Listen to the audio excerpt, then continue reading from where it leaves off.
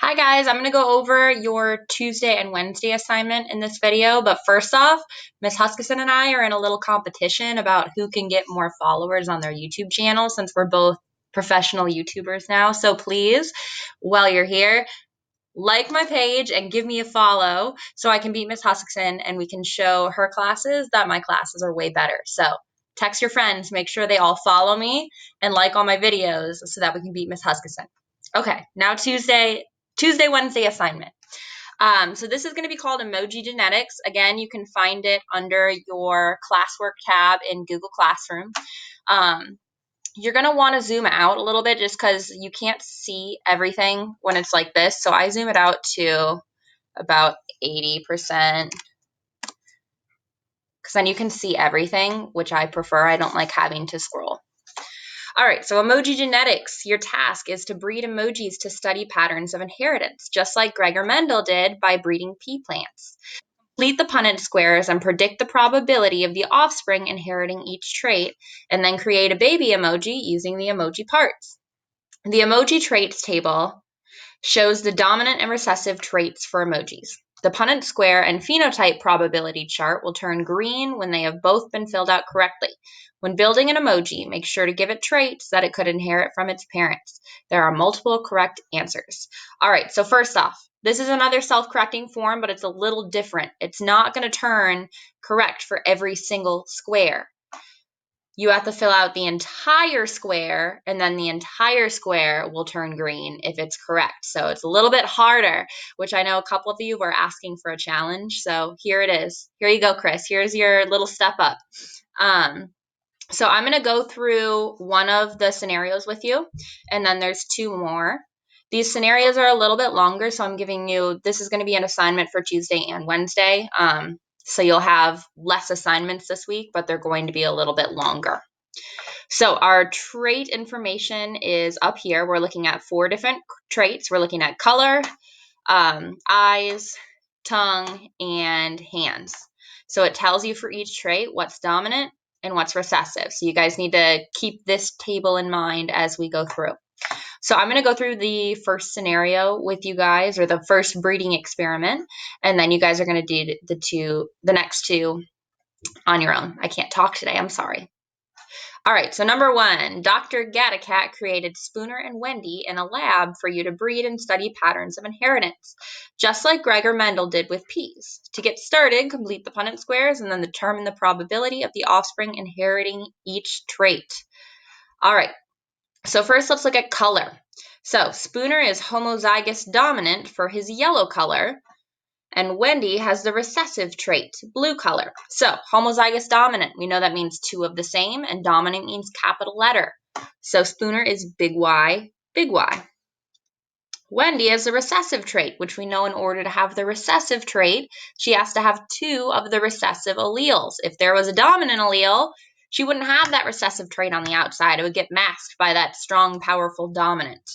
So we're going to go ahead and put those into our Punnett square. So we'll start with Spooner. So Spooner is big Y, big Y. And then Wendy is little y, little y. So then we're going to go ahead and fill out our Punnett square. So we have big Y, little y. And again, we have big Y, little y. And again, we have big Y, little y. And of course, the last one is also big Y, little y. So it was already set to 100%, but I'm going to go over this. So this is the probability of our phenotypes like we've been doing. So remember, each of these squares stands for 25%. So first, looking at the probability of having yellow offspring. Remember, yellows are dominant, so we only have to have 1 of those alleles for it to show up. If you look up here, all 4 boxes have at least 1 dominant allele.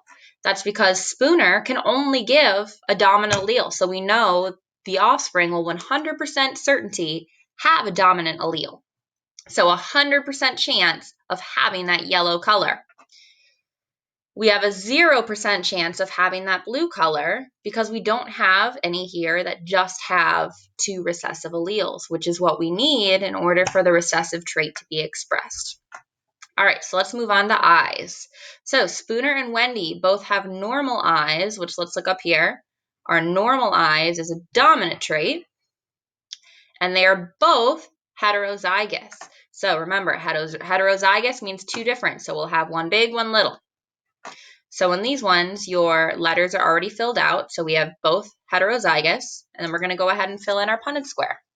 So first we have big E, big E.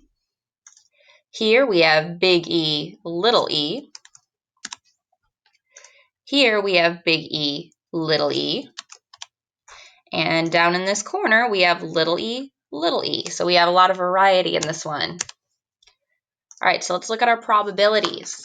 So normal eyes is our dominant trait. So we only need one dominant allele for that to be our phenotype. So if we look up here, we have 3 boxes that have one or more dominant alleles in them. So if we add them up, remember each box is 25%. We have 25%, 50%, 75%. So you have a 75% chance of having normal eyes.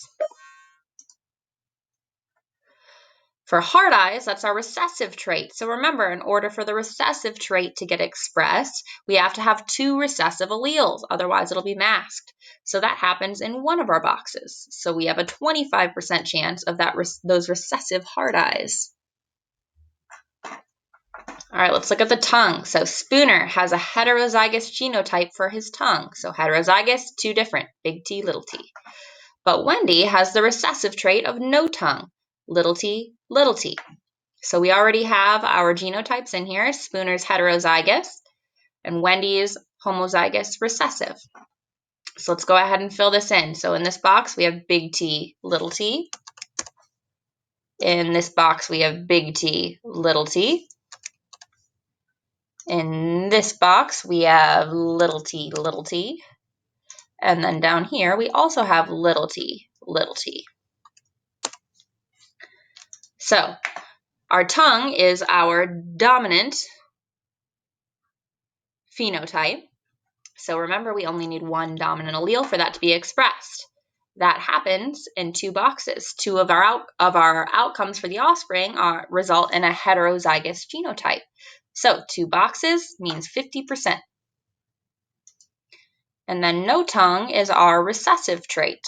So recessive needs to have 2 recessive alleles, which happens twice, 50%.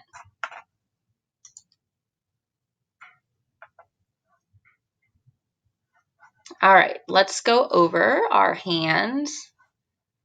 Oops, let me see. Let me scroll over a little bit.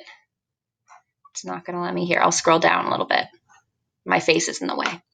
All right, Spooner and Wendy both have a hand with heterozygous genotypes. So remember, hand is a dominant trait over no hand.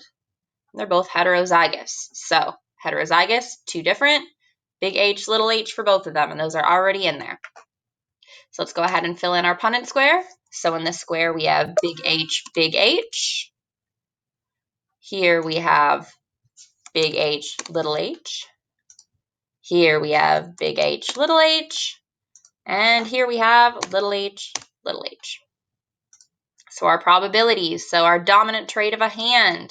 We have a dominant allele in 3 of the boxes, which means 75% chance. And then in one of our boxes, we have 2 recessive alleles, or a homozygous recessive genotype. So that's 25%.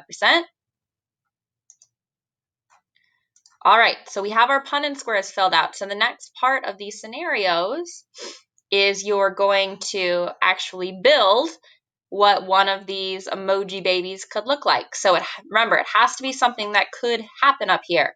So remember, 100% yellow color. So we know we're going to have a yellow emoji. So we have to pick yellow.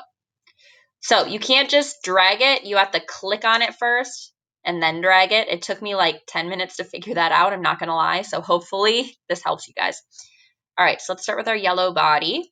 And then I'm just going to go with whatever has the higher percentage. So we have a higher likelihood of normal eyes. So I'm going to pick on the normal eyes.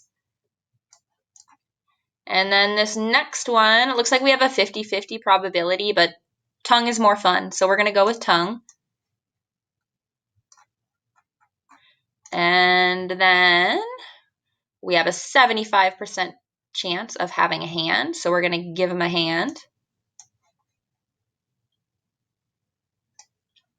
All right, so that's a potential baby emoji resulting from these two. And if you can see, it looks exactly like Spooner.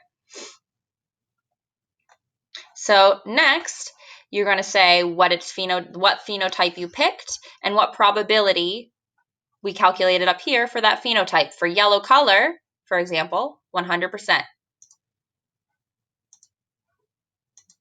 Next, we picked normalize, which had a probability of 75%.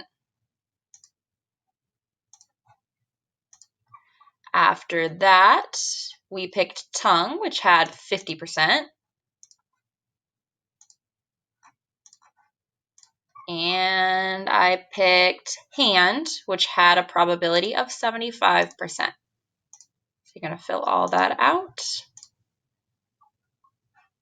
And you have your baby emoji. And like I said, remember for this one, it's not going to turn green until you've filled out the entire box. So it's going to make it a little bit harder than the ones we have been doing. So there's 2 left.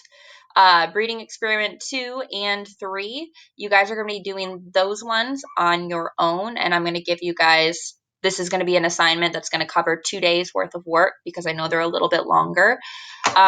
So good luck. Like always, if you have any questions or you need help, because I know this one's a little bit of a challenge, please reach out to me. And please follow me and like my videos so we can beat Miss Huskisson. Bye, guys. Have a good afternoon.